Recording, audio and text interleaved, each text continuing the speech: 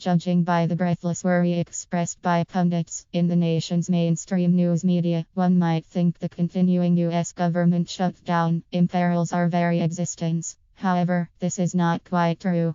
In fact, the truth is something else entirely different.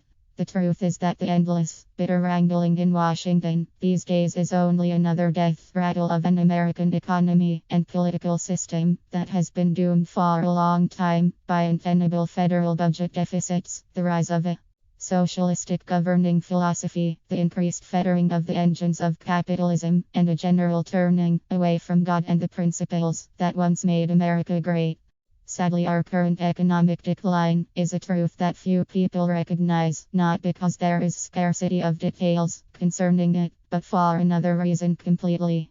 As you may have suspected, many people actually think that everything they hear or read through in the mainstream media is factual reporting. Others, meanwhile, simply look away when the honest truth is talked about in front of them, preferring to believe in the value of positive thinking. This simplicity among the populace is something that every political leader has depended on since the start of the civilized world. And as far as budget discussions, as well as issues about US default on its financial obligation to China and other countries that actually own America, all this bad news just enhances the value of the one type of real money that will resist the coming economic collapse: gold and silver. When uncertainty rattles capitalists, they often seek gold as a safe haven.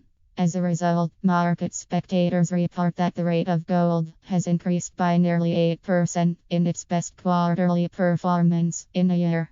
If both political parties resolve their game of chicken over the budget and do not strike a new deal on the debt ceiling, the result of their conflict might shake the global economic system to its foundations. Jeffrey Wright of H.C. Wainwright has actually mentioned to anyone who pays attention that there is no real comfort in raising the debt ceiling because it is only a temporary solution to the financial crisis.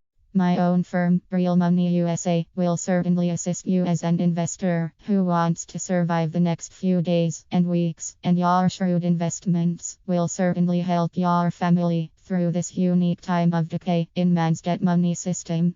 Times are tough, but there is still hope for those who will invest in gold.